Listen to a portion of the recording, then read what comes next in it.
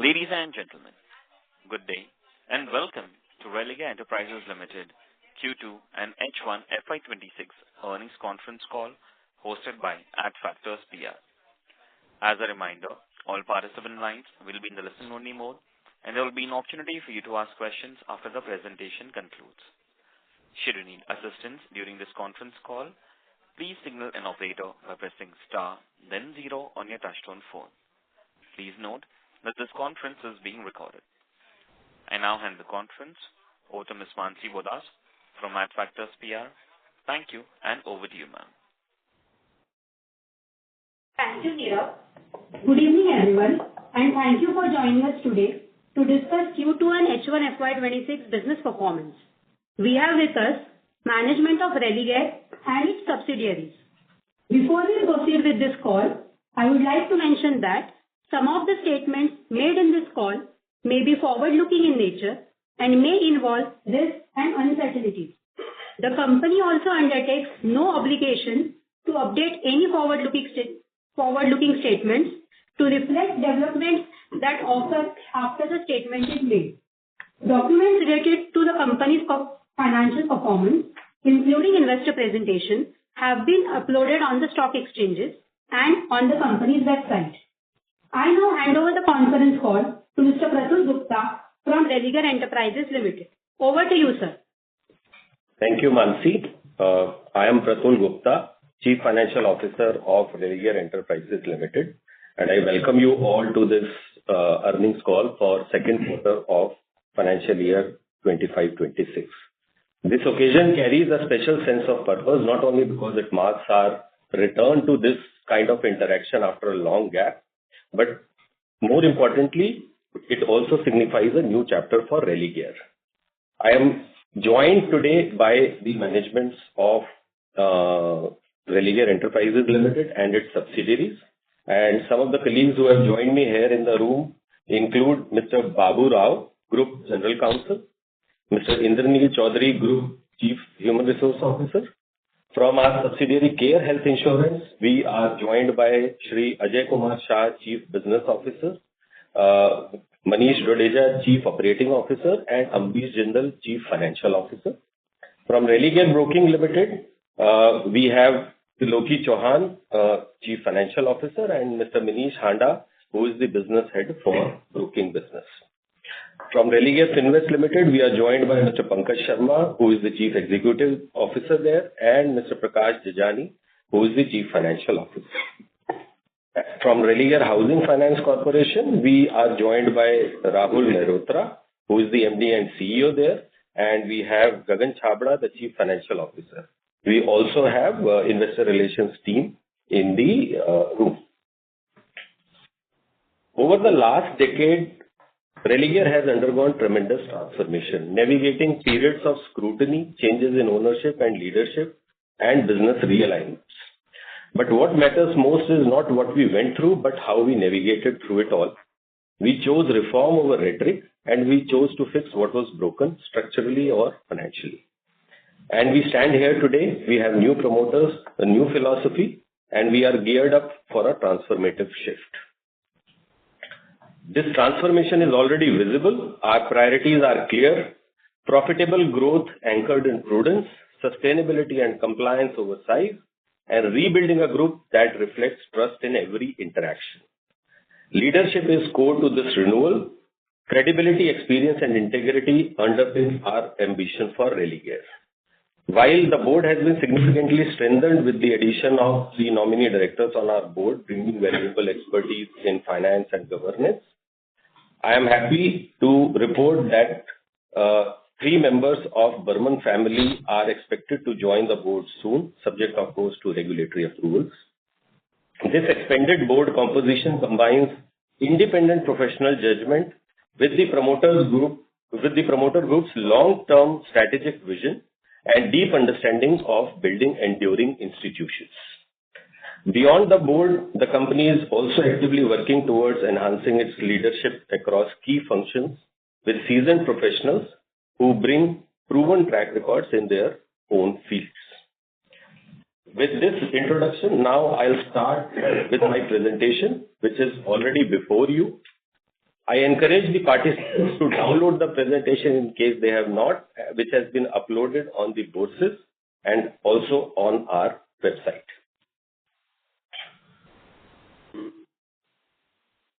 So I refer to the presentation, while the first couple of slides have a disclaimer and a table of contents. I'll straight away dive into slide 5, which is a brief overview of the businesses Religare Enterprises Limited does.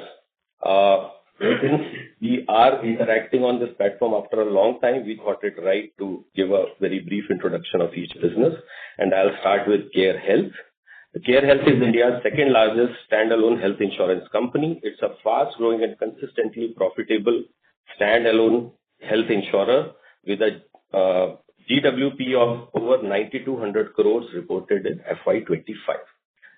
Care has a very strong market position driven by presence across multiple segments, and they operate their operations through 271 branch offices and have a network of 22,000 hospitals under their belt. The broking business is a full non-bank broker with presence in over 400 cities and digitally led client acquisition. Multi-channel servicing is the key for us via branches, partners, digital and centralized servicing desk. In addition, the business also offers e-governance services through a digital platform supported by a nationwide agent network. The business boasts of a total customer base of 12 lakhs with active clients at 2.5 and branches, 68 branches. Religare Finvest Limited, or our SME loan business, is an NBFC with over 15 years of experience in secured SME lending. Currently, the entity is debt-free. All the legacy issues have been resolved, and we have robust financials, and the business is ready to restart. It currently has a CRAR of 197.6% and a net NPA of around 1%. The housing finance business, which is a subsidiary of Religare Finvest Limited, is focused on affordable and mid-income housing in smaller towns and cities. Currently boasts of an AUM of 245 odd crores and are serving 3,200 customers currently with presence across 8 states. To our mind, a strong promoter group, massive addressable opportunity, the financial strength of the company, together with experienced team and a very robust corporate governance system being established, REL is now well poised to be a very robust financial services platform. Just to remind the audience, the group structure is available on slide 6. Religare Enterprises Limited is the listed holdco and holds 63.2% share in Care Health Insurance, which is our leading business, followed by Religare Broking Limited, which is a wholly owned subsidiary, and Religare Finvest Limited, again a wholly owned subsidiary, and Religare Finvest in turn holds 87.5% in Religare Housing Finance. Without getting too much into the past, I think the way to look at our journey is the future. I'll just give a very brief synopsis of the key milestones which have been covered since the time change of control happened at Religare Enterprises Limited in February 2025, with Burman Group being designated as promoters of REL post the successful completion of open offer, which was initiated in September 2023. In July 2025, the board of REL was reconstituted with the induction of directors representing the promoters after regulators' approval. And immediately thereafter, we also received good news from RFL point of view in terms of removal of corrective action plan on Religare Finvest Limited and removal of fraud tag on the same subsidiary. During the same period, we also went ahead and concluded a preferential issue of warrants to the tune of 1,500 crores, where promoter group and the other marquee investors participated equally to the extent of 750 crores each. We thank our promoters and the investors for the same. And our belief as a management now is that REL is well positioned to deliver a sustainable, profitable growth across all verticals. Slide 8 just captures the various activities which we are doing right now, and we believe that we are on a long-term expansion path for Religare and will deliver a sustainable growth and returns to our investors. A little bit about the consolidated financial statements of Religare Enterprises Limited. So while each business will cover the individual performance, I'll just give a snapshot of what the quarter and the half looks like for the consolidated entity. We reported a total income of 2,082 crores during the quarter against 1,971 crores for the similar quarter last year.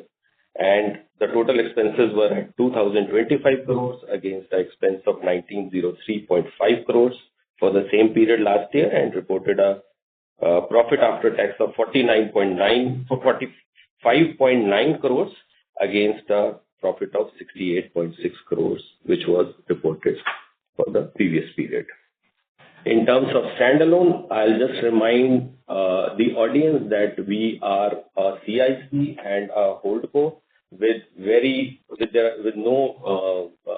limited business operations, and most of the revenue is generated from the subsidiaries. So the total income reported on a standalone basis is 7.6 crores against 22.9 reported for the same period last year, and the total expenses stood at 11.6 crores against 28.2, with a reported loss of 4 crores against a profit of 9.4 crores. To understand the operations of each entity, we will start with Care Health, and I hand over to the team of Care Health Insurance for the same. Hi, good evening, everyone. I am Amrish. Thank you, Pratul. We take this opportunity to run you through the journey we had so far in terms of growth, underwriting, and financial discipline with which Care Health Insurance has been built. Care is a multi-channel and omnipresent organization focusing on all segments of health insurance. Our product bouquet consists of more than 40 products, which we believe is very comprehensive to take care of different segments of customers covering all life stages. We rely heavily on technology and are the only company that distributes agent commission on a daily basis. Our auto claim adjudication helps in improving our TAT, and our mobile app gives host of features to our policyholders, including a lot of self-help tools, which helps us in improving our customer experience. Our focus continues to deep dive the complete health segment by continuing to improving our market share in retail health, and we continue to underwrite group employee policies which are sustainable and profitable. We are the second largest standalone health insurance company. The company is profitable since 1819 and has the highest accumulated earnings. Our claim settlement is in-house, and we are investing on technology and building in-house technology team to have better control and better solution on the technology side. More than 98% of our policies are issued digitally, and our more than 75% of cashless claims are processed in less than 30 minutes. Now, coming back to the presentation, we are on slide number 12. This H1, we achieved a top line of 5,100 crore with a growth of 19%. These numbers are on an N basis. There has been a regulatory change in previous year with regard to accounting of long-term policy. So the number in this slide that we're presenting are on an N basis, and this is how we also take all the strategic decisions, as 1 by N is only an accounting change, and this is just an outcome with regard to that. But all the decisions that we take are on an N basis, and we'll speak more on N basis here. Our retail business grew by 28%. In the month of October also, the growth journey continues, and our growth is 22%, with retail book growing at 39% for the month of October. Our investment book has grown by 900 crores compared to March 25, driven by business growth and capital infusion of 322 crores in the month of September. The solvency ratio is 1.8 times against a minimum control level of 1.50. Our market share is 9.9% among the health insurance space, including all the GI and standard health insurance. Within size, our market share is 22%. Our focus remains increasing our retail market share through multi-channel distribution. And we started GIFT City operations in June 24 to underwrite RE acceptance business and to underwrite policies across the globe. Moving on to the next slide. In this H1, the growth is 19% as I highlighted earlier. The right-hand side of the graph shows how our market share has developed over the years on the retail health side. Currently, our market share among industry is 11.2% and among SAHI is 19.2%, and it is increasing quarter on quarter and year on year. So we don't have industry numbers on a full premium basis for retail health, but just to give you a perspective, industry grew at 8.3% basis 1/N on the retail health side, and Care grew at 12.7%, resulting into increase in market share. The pie chart shows the segmentation of the business, wherein our retail book contributes 62% and agency is the largest contributing segment with 40% of the business. Moving on to slide 14, here we show the financial profile that the company has. Again, all these numbers are on an N basis. Our profitability for this H1 on an N basis has increased by more than 100%, touching a number of 177 crore against 83 crore in the previous year same period. Our combined ratio for the Q2 is 100% compared to 102% in the Q2 same period last year. And for H1, it is almost in the same range as we had in the previous year. Our claim ratio for Q2 is 65% as compared to 64% in the previous year. And on a H1 basis, it is 68.1 against 65. Operating efficiency is improving with and digital adoption. Our EOM is continuously coming down. And also we are compliant with EOM regulation. We were compliant in EOM regulations in financial year 24-25, and in this year H1 as well, we are compliant with these EOM regulations. Our investment book has touched 9,500 crores as on September 25, and we are delivering a consistent yield in the range of 7.2 to 7.3%. Moving to next slide. The numbers on this slide, they are on 1/N basis, wherein the current year number, the previous quarter number, and the previous financial year number, they are on a 1/N basis, and they are not comparable with previous year. During this H1 financial year 26, our top line get reduced by 550 crores because of this accounting change, and our profitability get reduced by 154 crores. This quarter on a 1/N basis is profitable, and our combined ratio in Q2 has improved by 210 basis points as compared to preceding quarter. Thank you. That's it from my side. Moving over to the growth. Good evening, everyone. Thank you, Pratul. Good evening, everyone. And I am Triloki Chauhan, and I'm the CFO of Religare Broking Limited. And thank you, Pratul, for inviting. So this is the first call, and I would like to brief you about the company and the business we are in. Religare Broking Limited is a wholly owned subsidiary of Religare Enterprises Limited, and is one of the India's leading retail-focused broking platform with a legacy of over 3 decades.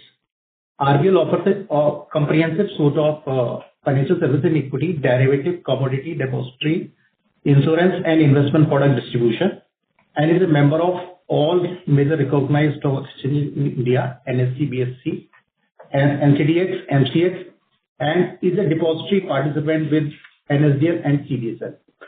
RBL, in addition to this broking services, also offers registered with IRDA as a corporate agent for selling the insurance policy. And RBL is also offered the National Pension Services and registered with PFRDA as a point of presence. RBL, through its subsidiary Religare Digital Solutions Limited, offers e-governance services through a digital platform supported by nationwide agent network of 56,500. RBL built on a foundation of premium client services and a strong business partner relationship. RBL operates through its nationwide branch network, supported by robust digital and centralized servicing and acquisition desk catering to retail, HNI, and trader segment.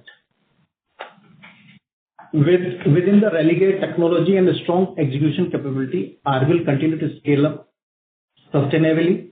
The company has 1,400 plus touch points across 400 plus cities and towns, serving 12 lakh plus customers, and active customer base is 2.5 lakh. RBL has its in-house research capability covering all major stocks and commodities that help the customer to create a long-term wealth. RBL distribution strategy combined with own branch and with a wide network of sub-brokers and franchisee, ensuring deep market penetration and brand visibility across India. I am happy to share that during the quarter, e-governance business of the Religare Broking has been demerged and transferred to the Religare Digital Solutions Limited, which is a wholly owned subsidiary of Religare Broking Limited, pursuant to the scheme of arrangement approved by the Honorable NCLT. So I'm just coming to the next slide. That gives the e-governance business model, how we operate. So we operate through a distributed agent model, and we have close to 56,500 distributed network. And we provide the e-governance services, PAN, TAN, ETDS, e-PAN, digital services, citizenship services, bill payment, mobile, DTH, recharge, UP bill payment. And there are various other services which we provide to the customers at large. So this is the broking industry story. And if you see that year-on-year basis, there is a growth in the demat account and activation rate. In 2021, we had across the industry 55 million of demat account that has grown to 192 million. There is a substantial jump in the demat account side. And if we see that the graph is there, the activation rate, 34% was in 2021. That went to 40% in 2022 and then has come back to 26%. And 22, it has high because of the COVID. During the COVID, the multiple demat accounts were opened. And the demat account penetration, India still has a huge potential for the penetration side. If you see that China has 15% and the US has 65%, that shows a very strong opportunity here. Next. So this is slide number 20. RBL during the quarter has reported a top line of 89.6 crore against the last year number of 110.5 crore, and the PBT of 3.3 crore in the quarter Q2FY26 against 18 crore last year, and we have the profit of 2.6 crore in the PAT and 30.5 crore the last year. So I'm happy to share one more thing that during the quarter that our interest income has grown because our client debit book has grown substantially 40% on a half yearly basis, and we got additional margin line from the bank and this is also which was not there earlier. Thank you. Religare Finvest Limited. Thanks, Pratul. Good evening, everyone. I am Pankaj Sharma, the Chief Executive Officer of RFL. As a brief introduction to the company, RFL is a non-banking finance company which is non-deposit taking and systemically important. And as per the latest scale-based regulation of RBI, we are categorized as the middle layer. The company has faced a lot of legacy issues because of the misappropriation and siphoning of funds from the erstwhile promoters, because of which RBI had put us under cap in January 2018. And all the lenders to RFL had also put us as a fraud entity in 2020. Suffice it to say that based on all the corrective actions taken on the governance and other fronts, the company has taken care of all the legacy issues quite conclusively. And without further ado, I would like to jump into the presentation and take you through on the next 4 slides. I'm on slide 22, in which RFL now has a core book of SME, which is now reduced substantially to about 95 odd crores. And all the assets have been converted into cash, so we are carrying a cash balance of about 423 crores. This has all been made possible because of our tremendous focus on collection and recovery. And our collection efficiency continues to be in the thereabouts of 98% or so. Our net NPA ratio has continued to be very stable at about 1%. And CRAR, which is the regulatory ratio of requirement of 15%, against that we are at about 198%. All through the last few years in which we have taken care of all the legacy issues, the focus has been on the governance, because of which we have been able to take care of the issues with the regulators. And because of strong governance-led revival, with the appointment of additional directors coming from the promoters' family as well. The focus on the employees also made sure that the organization is ready for the next phase of rebuilding the business and growth, with the leadership team being completely intact. And as I mentioned earlier about the cash being available and there is enough capital by way of net worth of in excess of 800 crores, the platform is ready for the next business line that we take. Coming to the next slide, 23. As I mentioned, the legacy issues, the legacy challenges of the company by way of diversion of funds by the erstwhile promoters, which was leading to the serious governance issues. The asset liability mismatches and high NPA levels in the legacy corporate book, which was again linked to the erstwhile promoters, and because of which RFL defaulted on the payment to the lenders. Because of this, RBI imposed cap and operational restrictions on us to January of 2018. The cleanup exercise started thereafter when the professional management was reconstituted, and now that the new promoters are onboarded, all the governance-related issues have been settled and resolved. The entire debt has been settled with all the lenders, and there is no debt now on the books of RFL. The non-core assets which are linked to the erstwhile promoters have been fully provisioned or they have been written off. And similarly for the SME book also, whatever has been stressed or in stage 3 have been written off or fully provided for. So there is no negative financial impact likely on the books of RFL anymore.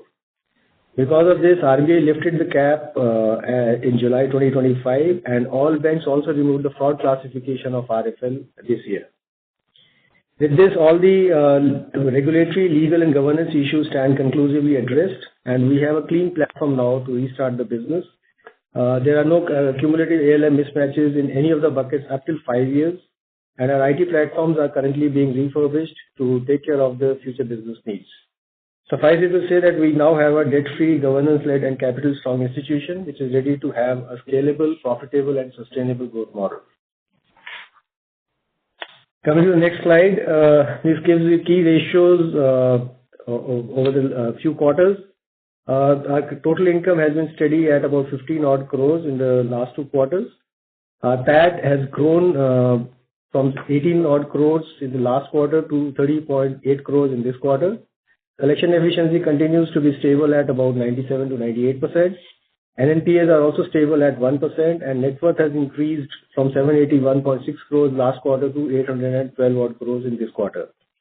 And CRAR has effectively improved quarter on quarter, and it has now been at 197.6%.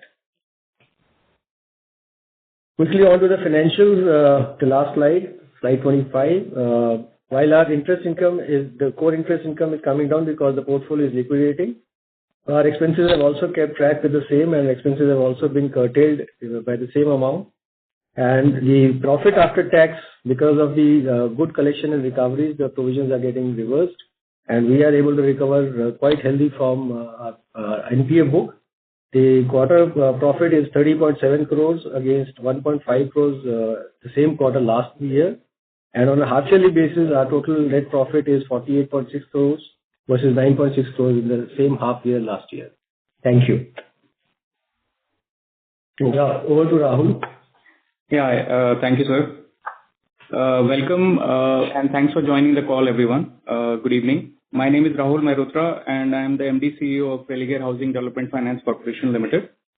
The company is a housing finance company focusing on the affordable housing space with an average ticket size of around 10 odd lakhs. Currently, the aim of the company is around 245 crores, and the basic products that we do are affordable home loans and affordable loan against property with a product mix of 70-30% each. The current collection efficiency which the company is working on is at 97.34%, and the company has a very strong CRAR of 142%. With investable ratings of BBB minus stable from both ICRA and CARE. The company has presence in 8 states with 15 branches.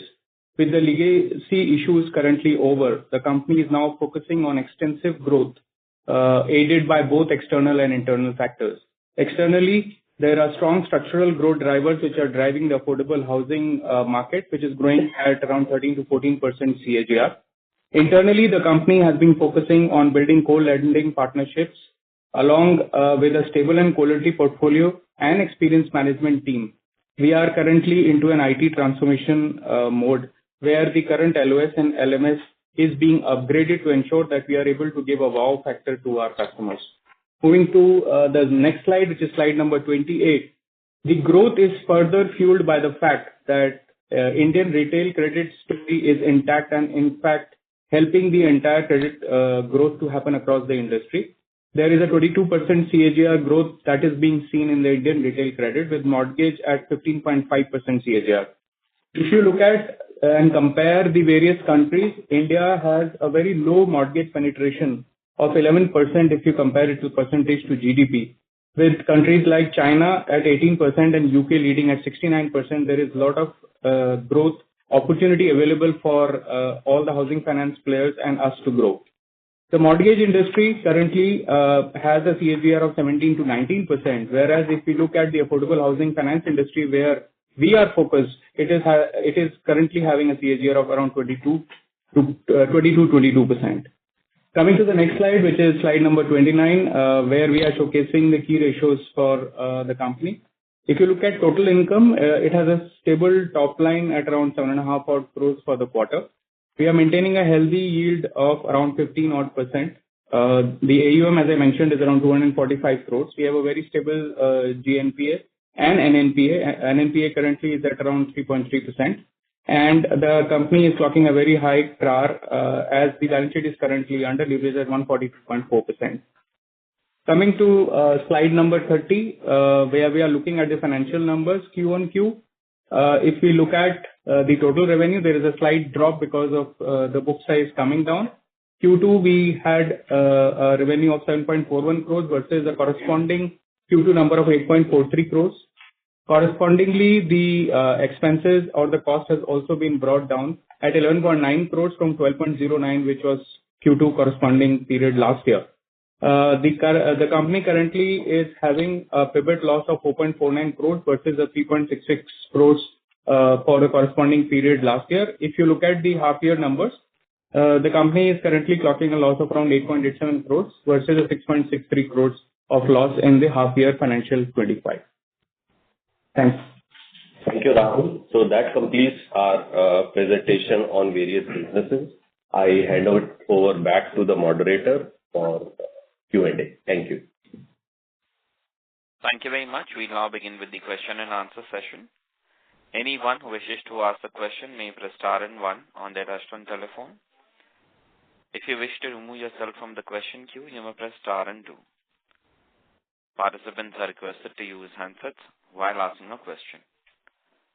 Ladies and gentlemen, we will wait for a moment while the question queue assembles. Participants, you may press star and one to ask a question.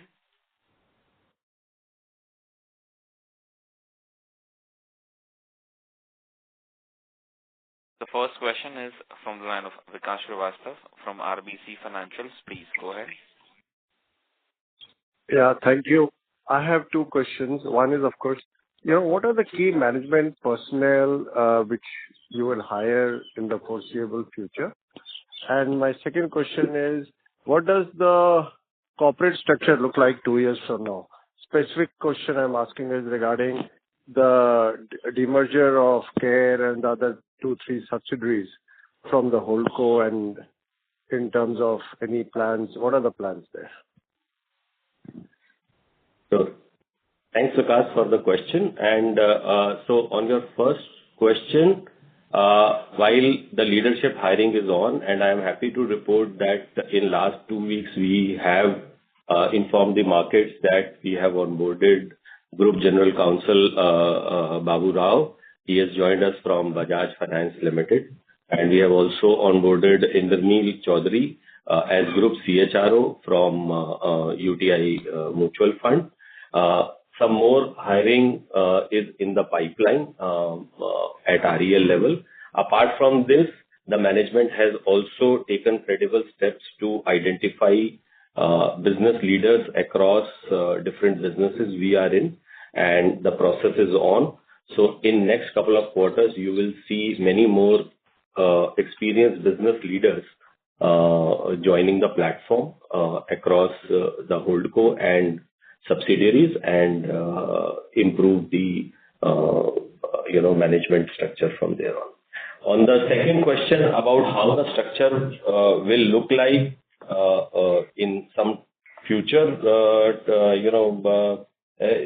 time. What I can very clearly assure you is that the management and the board is evaluating various options which can sort of add value to the shareholders. However, various kinds of proposals and plans keep getting discussed. As and when there is anything credible in place, even regarding CARE, we will come back to the markets. Currently, we believe that all the businesses are very well capitalized, particularly after the recent infusion of capital at REL, and we would want to curate these businesses and make them more resilient and robust before taking any capital market action in this regard. Thank you for that. I just wanted to understand, is the thinking, at least in terms of unlocking and removing holdco discounts as we go forward in terms of unlocking value, and is the thinking in those terms? And I'm assuming that that will not result in any increase in promoter shareholding in the subsidiaries. Well, so as I mentioned, Vikas, the promoters have just been onboarded a few months back, and the thinking is getting better with each passing day. But what we can assure you is that as far as REL is concerned, it's a CIC, which is in the business of setting up, incubating, and promoting various businesses. So we continue to evaluate various opportunities, and of course, whenever there is anything which is credible and firm, we will come back to you. But as I mentioned, we are in the business of setting up businesses. Okay, thank you. Thank you. Next question is from line of Rachna Kukreja from STIL Ventures. Please go ahead. Hello, am I audible? Yes, ma'am. Good. First of all, thank you to the management for hosting this call today, and I hope this continues for the next few quarters as well, as it will give us a good understanding of the business. I have few questions. My first question would be, with the preferential capital infusion being the maximum in Care Health, totaling to around 600 crores and 256 crores through the rights issue, what are the planned areas apart from maintaining solvency levels or initiatives to support growth and improve our profitability and translating better return ratios? This would be my first question. Sure. So, Rachna ji, thanks for joining this call, and I can assure you as a management that we will continue this practice and we will make it more interactive and transparent as we go ahead. And regarding the preferential issue, well, we had a issue of 1,500 crores, out of which 375 crores has been received as 25% contribution. And you are right that a large portion of that has been plowed into Care rights issue to the extent of 256 odd crores. And this is as per the requirement of Care Health for expanding the franchise and maintaining their solvency ratio. I'll invite the management of Care to make further comments pertaining to the plans going forward. Hi, Rachna. I'm Amrish from Care Health Insurance team.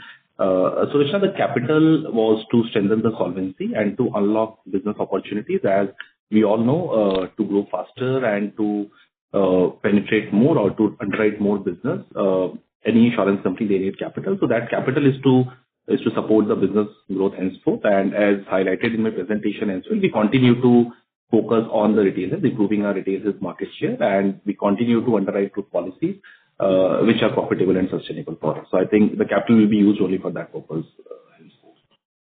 Okay. Understood. My second question would be, I may be a bit slow on this. What is the current status of the IRDAI order, to cancel the ESOPs issued by Care Health Insurance to the former chairperson? If you could, provide an update on the same. So, Rachna ji, the matter is actually, right now under is sub judice, and as per the regulatory order and the court order, the steps to be taken by Care Health have already been taken, including IRDI order, STAT order, and others. And we now sort of await for legal structure to instruct us further for any other steps. Okay, one last question. Our net incurred claims has been lower compared to other SAHI players, but in the recent years, it has stayed between the range of 65% to 70% versus between FY19 to FY21, where the claims ratio has settled in the range of 55 to 60%. So, what led to this sudden increases in claim ratio apart from rising medical inflation? Have we changed our approach in underwriting? And with the scale up and diversification underway, what factors will drive the expected normalization in our claims ratio? So, Rachna, again, Amrish from Care Health team. So our claim ratio last year in Q1, it went little upwards because of heat wave claims and increase in vector-borne claims as well.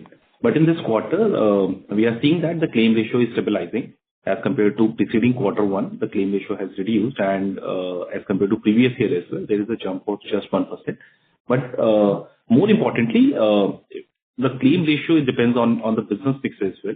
When we look at our combined ratio, so this Q2, our combined ratio has reduced by 2%. So we have taken a lot of steps in the past 8 to 10 months with regard to price correction, with regard to networking discount, and with regard to various other factors. And those have started yielding results to us as well. So our claim ratios are in the range of the pricing assumptions that we take. And we are pretty comfortable with the kind of a combined ratio that we have as of now. Okay. More on the pricing part, if you can, give an idea of the price hikes that we have taken over the last years. So in the past 12 months, we have taken a price hike on the retail portfolio in the range of close to 8 to 10%. So our price is dependent on different geographies and is dependent on various cohorts, and IRDAI now allows to give a discount on the insured or on the customers who shows a good claim behavior as well. So on an average, it is 8 to 10%, but it is different for different geographies and different for different sector of customers and a different set of customers. Okay, and are we expecting to reprice the portfolio for FY26 as well?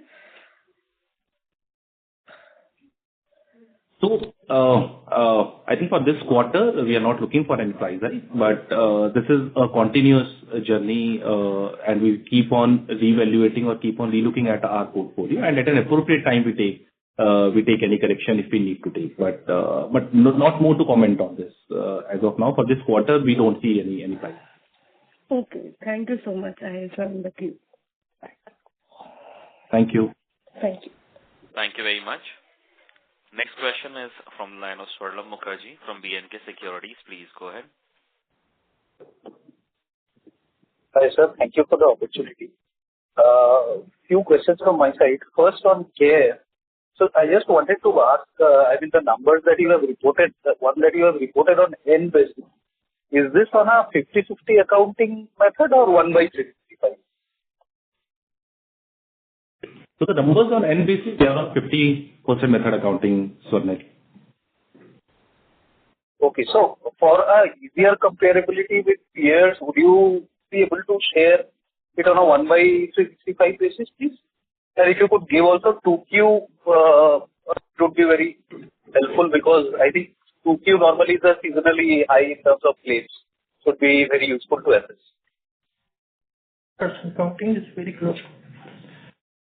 So Sunil, what we can say is we are migrating slowly and gradually to IFRS, and what we are seeing that the results on the IFRS, they are almost what we are seeing on a 50% basis. So we don't have those 1/365 numbers handy as of now with us, but we are migrating to IFRS slowly, and we would be having those results maybe next quarter or maybe next to next quarter. Sure, sir. Okay. I just wanted to also check, I mean, you did in the opening comments, did you share the 2Q FY26 numbers on N basis? If so, if you could please reshare because I missed that. So I think in my slide 14, all the numbers, they were on N basis. And slide 15, they have the numbers for current year basis 1 by N, and previous year numbers were on N basis. Okay. Okay, but not possible to share 2Q specifically on a N basis? I mean, if it is even possible later on, I'll send you an email so that I can understand it better. So I think in my opening remarks, Purnil, I mentioned that our 2Q number on a N basis, our combined ratio has improved by 2%, our loss ratio has increased by 1%, and our profitability for H1 has improved from 83 to 177. But if my memory serves me right, our profitability for Q2 was current year is 134 crore versus 56 crore on a N basis. Okay, sir. This is very helpful. Sir, secondly, I just wanted to understand that on the loss ratio front, what is the quantum of impact we are seeing on the group health side versus retail health? So is it possible to kind of give some color on how our group portfolio is performing and how our retail is doing? And within group, if you could help us understand how much is group indemnity and how much would be the benefit products? So certainly, as I mentioned in my opening remarks as well, on the group side, so we understand that the loss ratios are a little on a higher side, but they come with a lower OpEx. So on a combined basis, we always check on the group side that on a combined basis, they should be profitable and sustainable for us. Retail, as you rightly mentioned, the loss ratio increases with the vintage and the initial and with a different OpEx as compared to group. But we look both the businesses looking at the combined ratio. On the combined ratio, both the business should make sense for us, and this is how we have been driving business over the years. Okay, sir, got it. If I may squeeze in a couple of more questions. So one thing I wanted to understand was that your product strategy in terms of the longer term products have taken up in the industry. I think a lot of players have kind of started seeing sizable share of their business coming from that. So what are you seeing, and broadly, what would be your product strategy and overall customer data, if you can talk about, how much from, say, metros and tier 1, tier 2, and how would you do differently price them across geographies? What would be your strategy there, if you could give some highlight on that? And also, in the current numbers, if you could give us a broad understanding of how much business is coming from fresh premium and how much coming from renewal, that would be very helpful. So I think certainly that one thing we can confirm that our long-term business remains in the same range almost that we had in the previous years. So on a NOP basis, it's close to 9%, and on a value basis, it would be higher. But the specific nitty-gritties with regard to or dissection of the data that you're asking may not be available in the public domain, and hence we may not like to share that data. But on long-term basis, which was your first question, I'll say that we are in the range as we had to be in the previous year, which is close to 9% on NOP basis.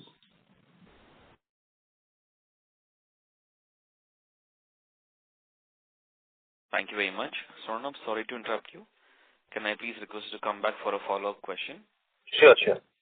Thank you. Thank you. A request to all the participants, kindly restrict to 2 questions per participant and rejoin the queue for a follow-up. Next question is from Chintan Mehta from Punsika Family Office. Please go ahead.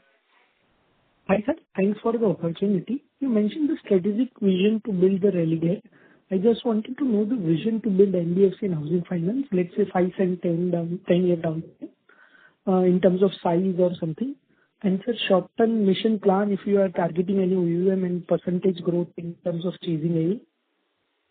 Thank you. Thanks, Chintan. This is Pratul Gupta. I'll give you a broad overview, and then individual business leaders can also add. So as you would note that we have recently earmarked a large sum of money for our housing finance business to the extent of 250 odd crores in our preferential issue. While the business currently has an AUM of 245 crores, it suffered recently in last few years on account of non-availability of liability lines. With the change of promoter and lifting of RFL cap, housing business is now poised to leap forward with availability of capital on the equity side as well as liability lines. So our expectation from the business in next few quarters and next few years is to have a meteoric growth in its AUM and franchise. Currently, they are at a CRAR of over 100%, and if we look at the overall intended equity base and the leverage, we can easily target a 4-digit kind of a franchise in next few years. On the RFL front, as briefed by the individual business leaders, the business currently holds a cash of over 400 crores and still has some book left. The RBI restrictions have recently been removed, and the company's team is working towards finalizing a business plan after a hiatus of almost close to 7 to 8 years. And with this kind of a cash on books and a very clean slate, we are again looking at expanding this franchise substantially. And once we have a well-considered, robust business plan in place for RFL, we will come back to you and talk about it. I'll request Rahul and Pankaj to add anything. Hi, this is Rahul here. So I think just adding to what Mr. Pratul mentioned, the strengths of the organization lie in a high CRAR ratio, which we currently have, which shows that the balance sheet is currently under leveraged. And as a result, we have a blue sky, a headroom available for us to take leverage on the set CRAR and develop a book. And considering the kind of growth which the affordable housing business is seeing, which is far higher than what the retail credit has seen in the country, I think the company is well poised to build the portfolio quite fast, and we are looking for exponential rise in the next 2 odd years to ensure that we are able to leverage this balance sheet and come out with a critical size. Yeah, thanks. Thank you, Rahul. For both the NBFC businesses and housing finance business, I would just like to make an observation that almost all the ingredients are in place now. Capital management systems, we are upgrading the IT systems also, and we are sort of now ready to move forward. And the plans we will get rolled out in the near future. Thank you. Okay. And just last one, if you can share the same picture for the wealth business or broking business on the future terms. Yeah, similarly for broking, we have committed a capital of over 200 crores from our preferential issue proceeds. And while there are some lines available for broking business, we are now looking forward to add, thrust to that business with franchise pertaining to wealth, more distribution, expanding e-governance business, since now that has been separately crafted into another entity, and we are adding more products to that. So we are looking at an industry plus kind of a growth in next a few quarters and few years, with the impetus being provided by the additional capital and availability of lines at a more competitive rate. Again, there, the technology refresh is in the works, and we are now going to put more capital behind digital initiatives. While a large portion of the business is already on app and digital platform, we want to take that percentage even higher. I'll request Triloki Chauhan, the CFO of the business, to add any further comments. Yeah, Pratul, thank you. So, as you rightly said, that we have a huge network of franchisee and the business partner both. And we are heavily investing in the technology to upgrade and from to increase the distribution income and e-governance income. That will help us to grow at a faster pace. And of course, the new doors have opened for the strong bank lines and NBFCs for the growth of MTF book. Just the last question from my side, sir. Any update on Lakshmi Vilas Bank 800 crore deposits on case? Thank you so much for the question. So, well, Lakshmi Vilas Bank, as you know, got transitioned to DBS, and the matter is right now lying in Delhi High Court. And what I can mention about it is that the company is making all efforts to recover that deposit amount. I would just like to make one more observation that, with this transition to DBS, the counterparty, the strength of the counterparty has gone up substantially. So we believe we have a very good case out there to recover our deposits there. Thank you.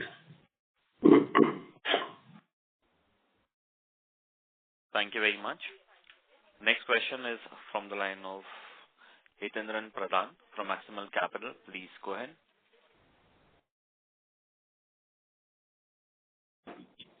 Yes, sir. Hi. Good afternoon, and thank you for giving the opportunity. Am I audible? Hello? Yes.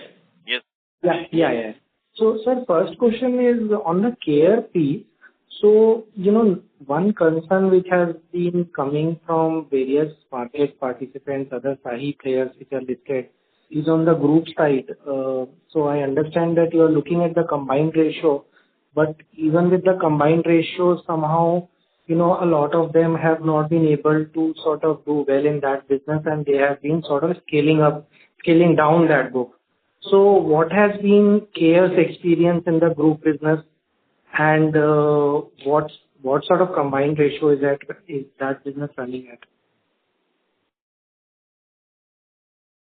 So, hi, Pratap. On the group business side, as I mentioned, we always work on we underwrite policies that are sustainable. And this year, if you had seen the data, our group policies or group business, the growth on the group business in H1 is quite flat because we also let go some of the policies since, as you rightly mentioned, the market this year is highly competitive. But again, our focus remains on underwriting only profitable business, and we chose not to renew those policies. So for us, I think we can say that we underwrite or our group business remains profitable. And what is the combined ratio and what kind of businesses do we target in that group segment? Okay. So we always target a combined ratio of less than 100, and this is at what we are running this business. And sir, what kind of, are we looking for MNCs? Are we looking for SMEs or mid corporates? What is the clientele that we target there, and what is the strategy around that? So we focus largely on SME, and our group business consists of two areas. So one is the B2B and one is B2B, B2C. So SME remains our focus always, and but in any which ways, in case we get any opportunity which is mid large size entity, we focus on writing those policies as well. Okay. Focus remains on SME always. Okay. And secondly, sir, on this transition to IFRS, so, on the IFRS basis, what are our numbers on the combined ratio, et cetera, if you can give us some color on that? For the IFRS basis, Pratap, the early trend shows that the numbers we are coming out to be better what we have been reporting, and the similar trend we are seeing in the industry as well. We are yet to finalize, or we are in the stage of finalizing those numbers. So maybe not the right time to comment more on that, but the initial trend looks good for us. And sir, finally on the GST, so Sorry to on... interrupt you, Hitesh. Yeah, just complete. Can I request you to please come back for a follow-up? Okay. Next question is from line of Franklin Moraes from Reliance General Insurance. Please go ahead. Yes, sir. Thanks for taking my question. Sir, on the affordable housing piece, could you highlight, the kind of areas majorly where we would like to, penetrate or enter into? And is it going to be, similar to the way the other affordable housing players have approached, growing their branches and penetrating into, tier 2, tier 3 and beyond cities, or is the approach going to be different? And considering the fact that we would have to scale up faster, would we focus on a tech-based approach? Yeah, hi. This is Rahul here. So I think, yes, the focus of the organization has been tier 2 and 3 cities. And obviously, the next step is to look at tier 3 and 4 cities. But the approach will be concentric in nature. So wherever we are present, wherever we have experience portfolio, and wherever we find that the credit quality is good, we will approach it in a concentric increase manner so that we have that strength of underwriting which we are able to translate to the nearby areas. And that is the approach which we'll keep on having. We will have an asset light model of expansion where we'll look at a hub and spoke model rather than opening big branches and coming out with a lot of heavy infrastructure cost. It will be an asset light model. Once the branches reach a particular AUM, then obviously they will be upgraded. So we are very clear that we will be firstly exploring the present expansion distribution reach that we have, then concentrically moving ahead of those particular locations, and then based on the AUM size, we'll start upgrading those networks and setups. Thanks. Which are the major regions, states that we would be into? Yeah. So if you look at around a majority of our portfolio is based out of South, which we have presence in 4 states out of 5, except Kerala, we are present in the other 4 states. Then North and West nearly equally contribute the rest remaining part. And our focus in priority will be the same, which is South followed by North and then West. Yeah, that's very helpful. Thanks a lot. Thank you. Next question is from line of Dikshit Doshi from Whitestone Financial Advisors. Please go ahead. Yeah, thanks for the opportunity. My first question is regarding, let's say this, we have reached 1,500 crore through preferential issue, and you mentioned 250 crore is used for right issue in care health, and another around 200 crore is committed for the broking business. So the remaining 1,000 crore, how that will be used for which company? Sure, Dikshit. So, if you refer back to the shareholder approval which we took for our preferential issue, we have earmarked 600 crores for care. We have earmarked 200 crores for broking business, 250 crores for housing finance business, and another 75 crores for the loan repayment, which was due at REL. So that constitutes 1125 crores, and the remaining 375 crores is something which regulations permit us to use as GCP, which is general corporate purpose. So we, since only 25% of the warrant amount has been received, the money was prioritized towards care, and on top of it, REL has already repaid its loan to the tune of 75 crores. So REL today is debt-free.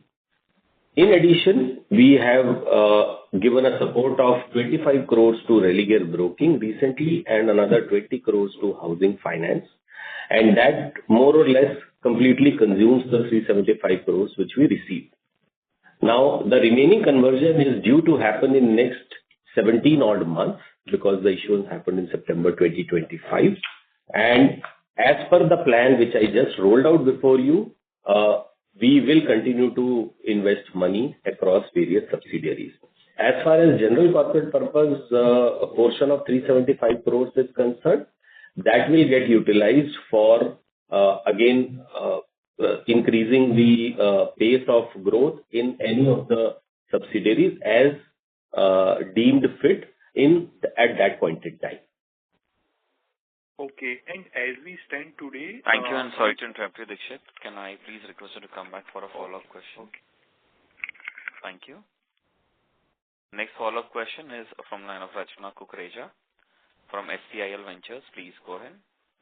Thank you for the opportunity again. My question is an extension of the previous participant.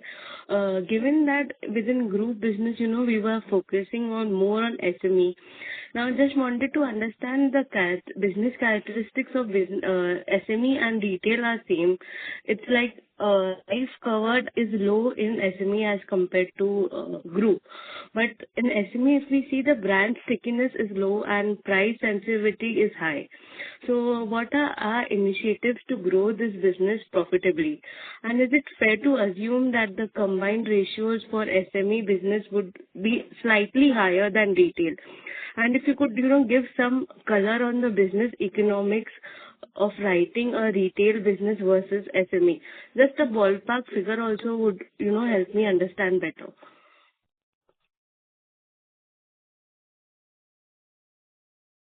So hi, Rachna. So on the group business, we focus on SME. As you rightly said, SME comes with a low number of lives, and for us, it functions, or the way we look at it, it works like a retail business for us, and we keep on improving our service metrics over it since our claim services are in-house, and you rightly mentioned that the price points are very important as far as any group business is concerned. But we always focus on underwriting sustainable policies, wherein I also mentioned that we underwrite policies which are coming with a combined ratio of less than 100%. The stickiness, I'll say, is there as we see that a lot of portfolio gets renewed over the years in SME for us. As far as the economics is concerned, as I mentioned that the B2B business with employer-employee, it comes with a higher loss ratio and with a low OpEx ratio. But on a combined ratio, the policies that we underwrite are profitable. On the retail side, it depends on various channel economics, wherein there are different business economics for a new business or a renewal business or for different channels.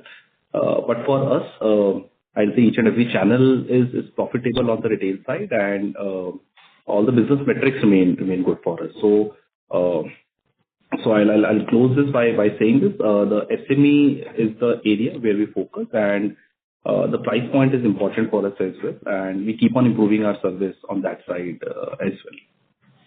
Okay. My next and last question would be, in our PPT, we have mentioned that we are planning to scale within distribution channels the bancassurance business, bancassurance channel. Now, if we see previously, this has been a secondary channel for us. Now, again, given banks, generally push products of their own subsidiaries and prioritize those which could be a good source of other income for them, and versus less focus on customer optimization. What is the rationale behind scaling this bank channel?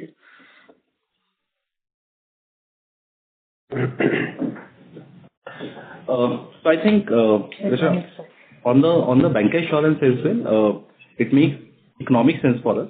We have large bancassurance tie-up. We are deeply penetrated into rural areas as well using the bancassurance channel. And for us, you're rightly saying that there is an attachment product as well, but there is a retail product as well, which is being sourced through these channels. So economically, I think it makes sense for us. And we as an organization, we are a multi-channel organization and an omnipresent organization. So we focus on each and every channel, be it agency, be it bancassurance, and we keep on investing, or we keep on improving our shares across all the channels. Okay. Thank you so much and all the best. Thank you. Thank you. Next question is from the line of Atul Minocha, independent investor. Please go ahead. Yeah, thanks for the opportunity. Most of my question actually has got answered during the call, but I just want to understand, from Burman family perspective, like what is the, overarching grand vision about the overall business for Religare in terms of positioning this business, maybe 3 to 5 years down the line? And that is my precise question. Thank you. Sure. Thank you, Atul. So this is Pratul. What we understand from the family and the promoter group is that they are here for long-term growth. This Religare is a platform they identified, and they started taking interest many years back, which finally culminated into an open offer in September 2023, and after a slightly delayed process, got concluded in February 2025. So to our understanding, Religare is going to be one of the significant platforms for the family to foray into various financial services to the extent permitted within the regulatory framework. While we have care health insurance as a business, which is growing by leaps and bounds and has created a lot of value for the shareholders already, the intent here is to scale up the other franchise and make them large, so that there could be a larger shareholder value enhancement, including the family. So as you know, the family currently owns close to 26% and they have committed a capital of 750 crores in this preferential issue, and they look forward towards the next phase of growth, which will benefit all the shareholders, including them. Okay. Perfect. Thank you. Appreciate it. Thank you. Next follow-up question is from Hitendran Pradhan from Maximal Capital. Please. Yeah, sir. Thank you for the follow-up. So on the insurance piece, 2 more questions. One is, with the Hitendran, sorry to interrupt you. Your voice is coming a little feeble. Can you speak through the handset, please? Yes, sir. So basically, on the care health insurance, we also have a third of business coming through the group. So what is our strategy in terms of passing the GST benefits to the customer? I think everyone is passing, but on the expenses side, are you taking any hit on your books, or are you completely passing it on to the distributors? So for us, Pratap, on the GST side, you rightly mentioned that most of the players have taken a call that the ITC expense on the distribution is being passed on to the distributor. So we have taken a call. We are very mindful of watching the industry, and we are looking at this on a continuous basis. But as of now, we have passed this cost to the distribution. Other than distribution cost, what we feel the kind of a traction we are seeing in improving our business or improving our retail business, that will get offset with the increased business, because the operating leverage will kick in, one. And second, we are seeing that there has been a reduction in GST on pharmacy and life-saving drugs as well. So the back-end cost will get compensated by these 2-3 factors. But on the distribution side, which was the larger cost, has been passed on to the distributors. But sir, given in our case, 1/3 business coming through group, so anyways we had the GST credits with us. So would that mean that our margins would actually increase because, we have reduced the pre-GST commissions and we anyways have the set off available through the group business? So on the distribution, Pratap, the distribution cost has been reduced only for the retail business and not for the group business. So the economics remain same as far as the distribution side is concerned. But on the other than distribution cost, which is a small cost, there would be offset available, since you rightly mentioned 1/3 of the business. So 1/3 of the offset would be available, but again, the 2/3 of the business would be a cost to us, which will get offset against the benefit which we'll be seeing on the claim side with regard to reduction in GST on pharmacy and life-saving drugs. But I don't see that coming as a positive. I see that as a zero-sum game for us on both the sides. Okay, sir. Thank you. And if you can share any investor relation ID where I can connect for more clarity on the same, that would be helpful, sir. Yes, Hitendra, it is there on the last page of our presentation, and you can refer it from there. It is investor.relations@religare.com. Thank you, sir. Thank you. Next follow-up question is from Dikshit Doshi from Whitestone Financial. Please go ahead. Thanks for the opportunity again. In terms of NBFC business, firstly, just a clarification. So as of today, without this fund infusion... Dikshit, sorry to interrupt, but your audio is coming very feeble. Is it better now? Hello? Slightly. Is it better? Go ahead. Thanks. So, just a clarification. So, before this fund infusion, our NBFC business is having a net worth of around 800 crore plus minus, and the HFC is around 200 crore. Yes. Okay. And they continue to have that kind of a net worth because we have not infused any equity in these two businesses so far. Okay. And in NBFC business, if you can just broadly touch upon, so obviously with so much under leverage, we have a huge opportunity, but what kind of business segment we'll be targeting, or what kind of yield at which we'll be lending? If you can give us some broad understanding on that NBFC business, that will be helpful. And in terms of your initial comments on the value unlocking, if you can just touch upon whether we will be looking for an IPO for the Care Health business, or we'll be better off with demerger of the business. Thank you. Hi, Pankaj this side. I'll take the first part of the question. On the NBFC front, as I also mentioned in my opening remarks, right now, the platform has been made completely clean of the legacy issues, and the transformation is under process right now, whereby IT and other required infrastructure is being put in place. And the board of directors has already just been strengthened by way of the onboarding of the promoter family nominees. So once this is done, the plans around the new business are getting formulated, and as and when they get finalized, they'll be shared with the public at large. Okay. And on the cash front, yes, there is enough capital, and the further capital infusion at this point of time is not required. With 812 crores lying in a net worth and with 430 odd crores lying in cash, there is no immediate requirement of any capital infusion, even by way of equity or debt. Thank you. And over to Pratul for the second part of the question. Yeah, thanks, Pankaj. So, Dikshit, on the second part regarding evaluating various options, as I mentioned earlier, we keep evaluating various proposals pertaining to, the monetization or strategic initiatives which could be taken. As I mentioned earlier, right now with this capital infusion, we are looking at making these businesses larger, better, stronger. And at the opportune time when we feel that we can maximize shareholder value is when we will look at any such steps. We'll discuss with the board and come back to you and guide the market about it accordingly. Okay. Okay. Thank you.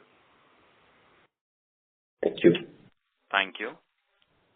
Ladies and gentlemen, that was the last question for today. And now I hand the conference over to the management for closing comments. Thank you, Nirav, for running this call very nicely. I must thank Adfactors also for coordinating this call pretty well. I also place on record thanks to my colleagues who all joined and took part in this interactive session. The questions were thoughtful, the engagement was full of interest. And before I close, I just want to state some guiding principles that Religare's story is one of resilience, renewal, and responsible growth. To all our stakeholders, including investors, analysts, regulators, employees, customers, we thank you for your engagement, constructive feedback, and the trust you place in us.